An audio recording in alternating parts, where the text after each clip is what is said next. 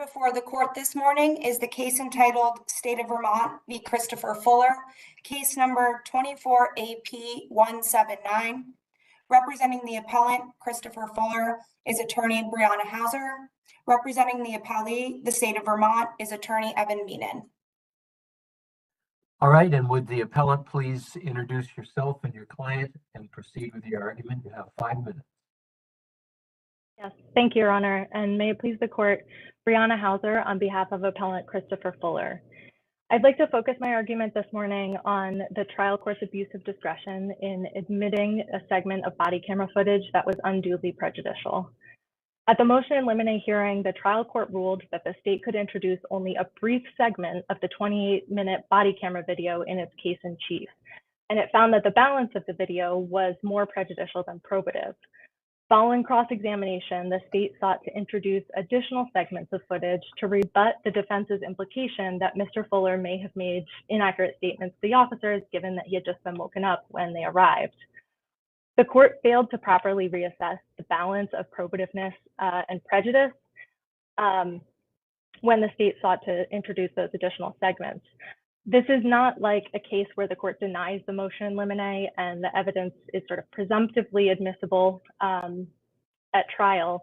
The court had actually made a ruling that the state couldn't introduce the remainder of this video because it was more prejudicial than probative, and so it had an obligation to determine when the state sought to introduce it that it was in fact not unduly prejudicial.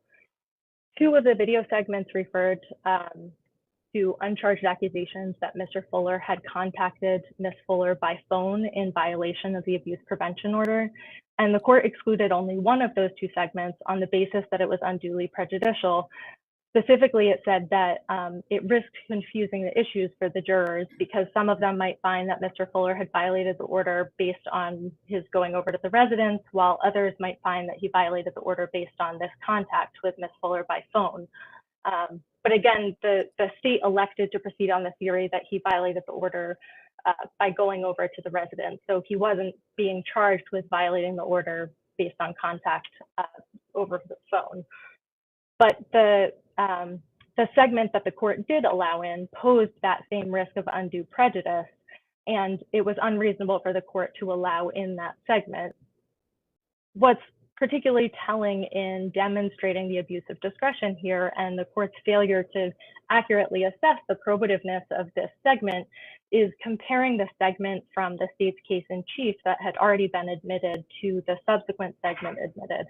And so, you know, again, for context, the reason the state sought to introduce this second segment was because it said that it would demonstrate that Mr. Fuller understood what was going on.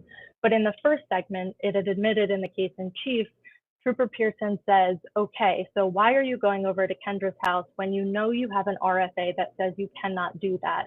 And Mr. Fuller responds, I understand that because she egged me on, she asked for some money, and I was trying to provide for my boys. In the second segment, the trooper states, so you can't be driving to her house, you can't be texting her, you can't be calling her, you can't do what you've been doing the last, and trails off. And Mr. Fuller responds, okay, well, I understand that. I did that basically because I was trying to help my children.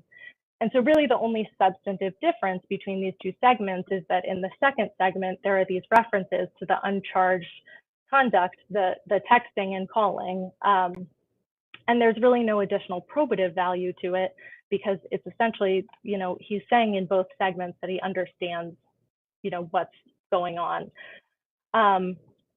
This risks confusing the jurors as the court foresaw, and again, it didn't add any probative value admitting this second segment, and so it was an abuse of discretion for the trial court to admit it. The error wasn't harmless beyond a reasonable doubt. The charge itself had no to wit language, and the court repeated that charge in the jury instructions, and so the charge was only that Mr. Fuller had violated the abuse prevention order. The jury was given the protection order that included both conditions, the no contact condition and the stay away condition. And the court never clarified that, you know, the jurors couldn't find that he was guilty of violating the order only based on the alleged communications by phone. Also, in the state's closing argument, it highlighted the no contact condition and read it in full, and the jury instructions overall didn't clarify the distinction between the two conditions. And I would reserve the remainder of my time unless there are any questions. All right, seeing none. Counsel for the appellee, please introduce yourself, your client. You may proceed. You have 5 minutes. Good morning, and may it please the court. My name is Evan Meenan, and I represent the state of Vermont, which in this case is asking the court to affirm appellant's conviction for violating an abuse prevention order. Like appellant, I will start off today's argument by focusing on the court's admission of the challenged portion of Trooper Pearson's body camera footage. It's important to note that the challenge on appeal is limited to only one segment of that body camera footage, and that segment is from 9 minutes to 9 minutes and 12 seconds.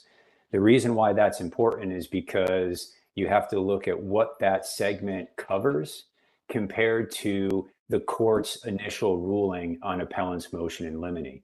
That segment only covers the Trooper Pearson explaining to the appellant what the order prohibits, and then the appellant acknowledging that he understood what the order prohibits, but he nonetheless went to the complainant's residence to help out his children. When you look at the court's pretrial ruling on the appellant's motion in limine, it's clear that the court was not focused on that particular portion of the body camera footage.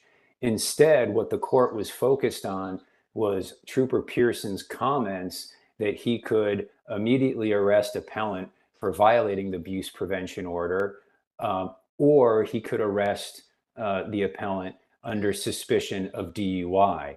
And it was the prejudice from those statements that the court was trying to minimize and avoid. Consequently, the appellant's assertion that the court somehow contradicted itself, contradicted its pretrial ruling during trial is meritless. The other reason why it's important to look exactly at what that 12 seconds of video shows is because it does reveal that any error was harmless in admitting it, because by explaining what the violation of abuse prevention order prohibits, Trooper Pearson was doing nothing more than just reciting the terms of the abuse prevention order, which was itself admitted into evidence. However, there was some additional probative value to this additional segment of the video, and that was the fact that it reaffirmed the fact that appellant understood what was going on. And the timing of that reaffirmance was very important because it was after the state admitted the initial portions of the video pursuant to the court's pretrial ruling that the appellant made the allegation on cross-examination that he didn't understand what was going on, or may not have understood what was going on. As a result, it was probative to admit additional portions of the video beyond those initial segments in order to rebut that new assertion. Furthermore, any confusion that the appellant alleges could have arisen out of the fact that there might have been some additional discussion in this segment about prohibitions within the order aside from traveling to the complainant's residence was ameliorated by the court's jury instructions in this particular case. Specifically, and I believe it might have been on page 10 of the state's brief, we included, the state included an excerpt of those jury instructions. And they are very clear that the jury was only able to find the appellant guilty in this particular case if it concluded beyond a reasonable doubt that he went to the complainant's residence and he did so for some purpose other than talking about arranging for child visitation. And so as a result, there was no risk that the jury could have convicted the appellant because it concluded that he somehow violated the order in some other manner aside from going to the complainant's residence at, I believe it was around 1 or 1:15 in the morning. And I believe I probably only have about 15 seconds left, during which I'm happy to answer any questions or just cede the rest of my time. Thank you. All right, thank you, counsel. Does the appellant have any time remaining? Appellant has 15 seconds remaining. All right, counsel? I would just note the defense counsel specifically raised this argument that the accusations about the texting and calls would be confusing to the jurors in its written motion and at the hearing, and the court's ruling on that motion was not so limited as the state provides. So we would request that this court reverse the conviction. All right, thank you both very much. We will take the matter under advisement.